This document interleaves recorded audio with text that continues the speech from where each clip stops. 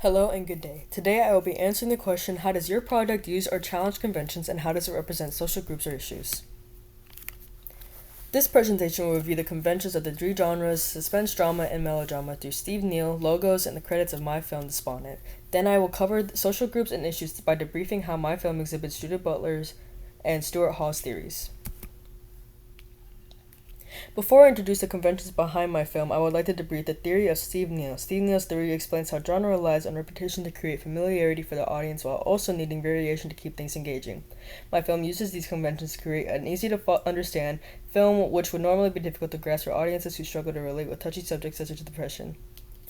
The logo Spunk Studios and Perception Pictures automatically tell the audience that my film, Despondent, coincides with seemingly adventurous topics such as mental health.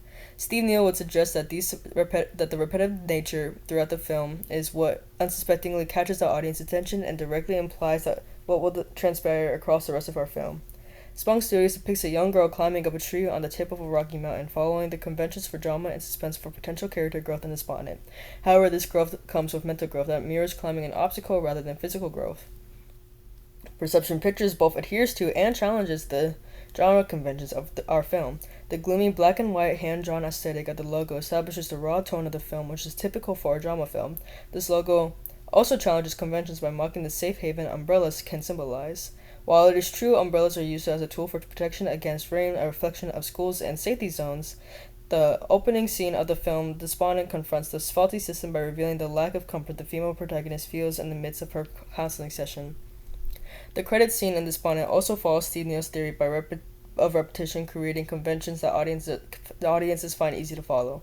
By showing a young boy swinging by himself, who is meant to represent a younger version of the male protagonist in my film, the audience can generate thoughts and opinions of the film's foreshadowed development through the young boy who's by himself that correlate to much more touchy topics such as mental health. The silence met with slow, quiet ambience also adds to this classic representation of mental health, which audiences can identify right away as they ease into the melodrama aspect of our film.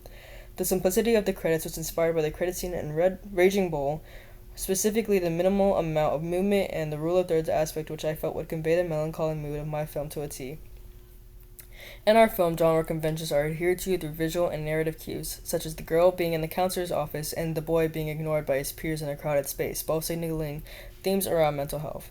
These elements help the audience recognize the film as a drama, fulfilling the patterns Steve Neal describes. At the same time, the two contrasting character arcs introduce freshness to the genre, leading viewers to expect a dramatic, emotional reveal or backstory.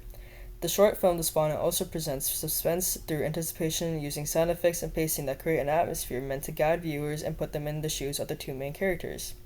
This can be analyzed to the female character who has random outbursts that take place in her mind while mid-conversation. The sound, specifically a low musical score throughout the film, is meant to carry out a calm yet mellow tension. I also use loud crowd effects such as tinnitus ringing to overwhelm the audience in the same way the characters are.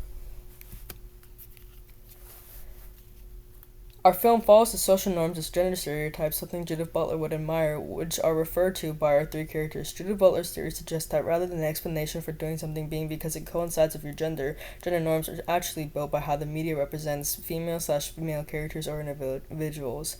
Our female characters, the teenage girl and the school counselor, follow the emotional vulnerability that women in our society are stereotyped to exhibit. Meanwhile, our only male character is shown to be more emotionally closed off, as portrayed in scenes where everyone is walking in the opposite direction of him. While he refuses to budge, which follows the stereotypical emotionally numb man.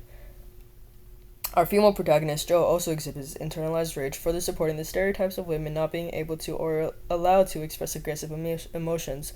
Meanwhile, society expects aggressive behavior out of men on a regular basis.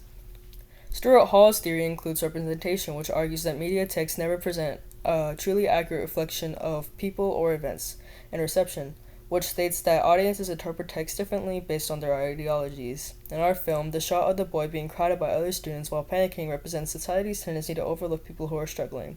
Hall would argue that this scene challenges the idealized belief that people always notice and help those in need. Instead, it exposes how individuals often avoid standing out or getting involved, especially in public, revealing a deeper commentary on social indifference. Despite this deep reflection of societal ignorance, it's not often that you find a random person standing in between a doorway while people are walking out. Struggling individuals are typically seen in plain sight, sitting up by the side of an alleyway or outright begging people to help them, and are still ignored. Our film also confronts social issues in today's support systems. While the female protagonist is internally yelling at her counselor, the counselor continues typing as if she's a mindless robot. This was done to represent how struggling teens often feel as if their feelings aren't being properly acknowledged and that nothing is being done to actually help. Meanwhile, counselors or therapists spend too much time taking notes on them without trying to empathize or sympathize with the person directly in front of them.